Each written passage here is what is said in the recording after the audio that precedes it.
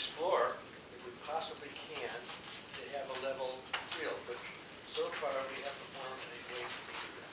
Right. Yeah. But- All these SSAs we did, village for infrastructure? The builders do that because they own all the lots, so it makes You're it, talking about a builder. makes it legally an easier issue. They do a rate method, is it your study? The bond council community is divided about it, and so in the past where we have hotly contested special service areas and we were going out to issue bonds, it wasn't such an easy thing.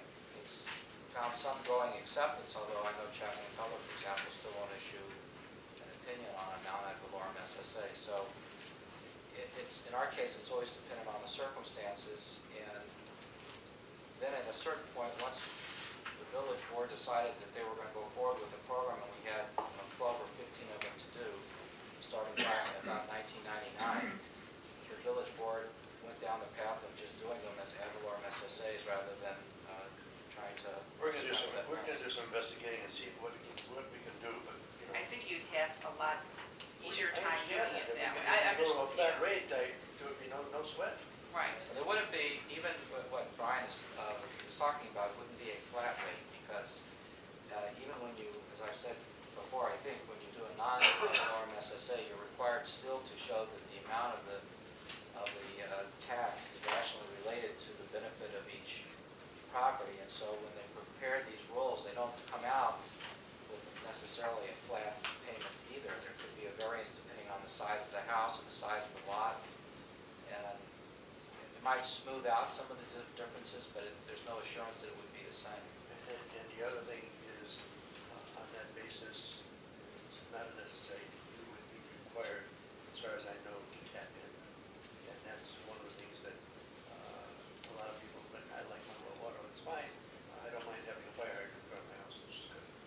So, I mean, it's a matter, there's a lot of issues out here, so we're trying to resolve some of them. But I just wanted to throw it on the table, this is going to be discussions in the future. The well report, good.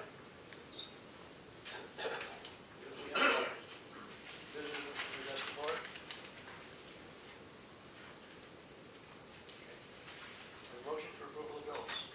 So moved. Second. Any discussion? Need a roll call vote, please. Trustee Swadek. Yes. Trustee Masterson. Aye. Trustee Coombs. Aye. Trustee Haber. Aye. Trustee Gratter. Yes. Trustee Chamberlain. Aye. Okay, here we go. Before we do that, Trustee Chamberlain, send out a letter. Tell people what that is.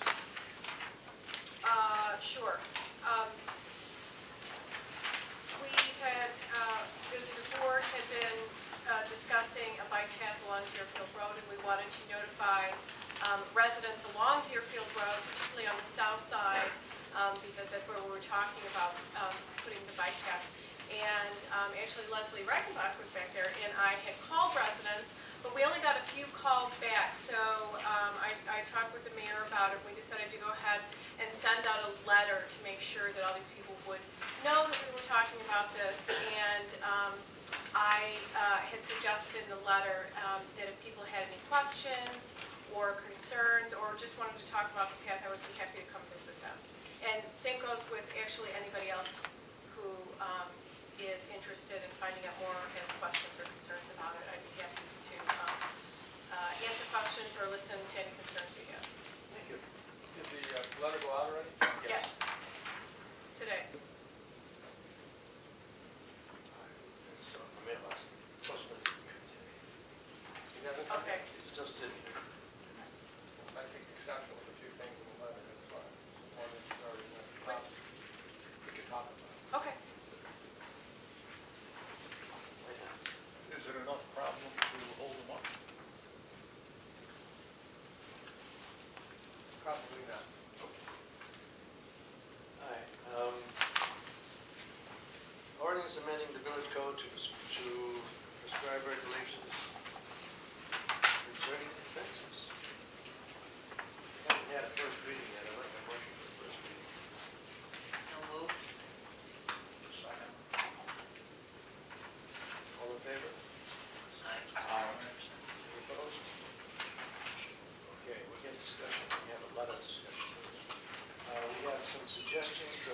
Chamberlain. We have some suggestions from Rick Pilligen. Who's taking that suggestion? That's it. You want here? Well, you're the same time I was. All right, My copy. I have found that I sent. okay. I don't want to give anyone an opportunity to think about it first. Blindside them.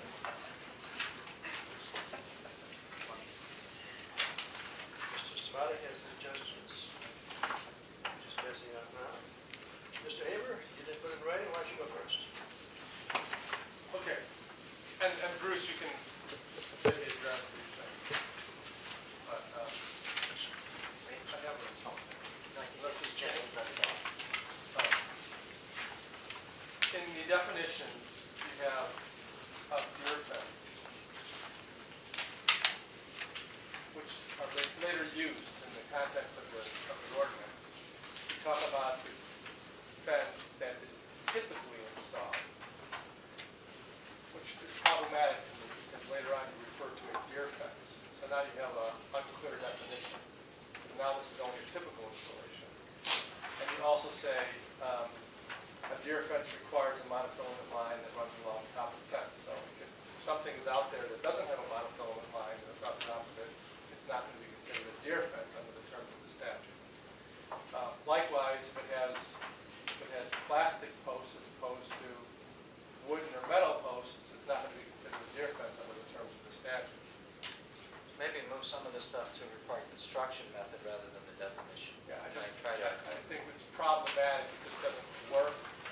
You know, it's immediately going to be an unenforceable ordinance the way it's drafted, I think, because of that definition alone. All right? Unless every deer fence that exists right now in the village complies with that definition. You know what I mean? If every one out there, because you're not really allowing any new ones, so if every one falls within this definition, then I guess the definition's okay. But I don't know that we did a survey and went out and checked every single fence to make sure that it's between 7.5 and 8 feet, it's made of mesh material that's woven, polypropylene, et cetera, et cetera. I don't know, did we do that? Well, they are mesh, and I guess what the testimony was, there was a lot of testimony as to what they were. We didn't measure them all to see if they were between 7.5 and 8 feet, but in terms of the material itself, I think most of them are either polypropylene or metal. I don't think there's any other. Over 6 feet is what this is. Okay, I just think we have to fix that. All right. But anyway, we just have to fix Yeah, it. but you, And then I guess the other thing, just kind of a general question, is that I was basically saying that even if someone, well, I'm not really looking at, well, I guess I'm looking at it's section 8.9.10, which is the temporary deer fence permit.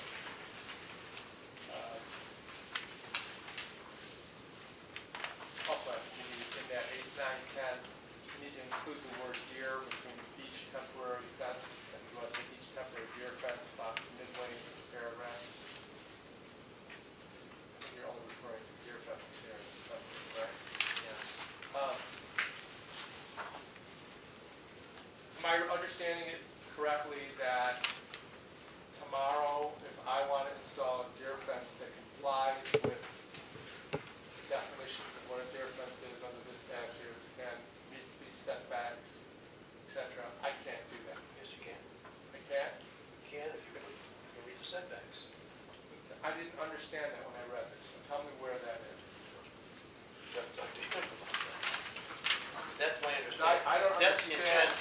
I don't understand where I have authority to do that.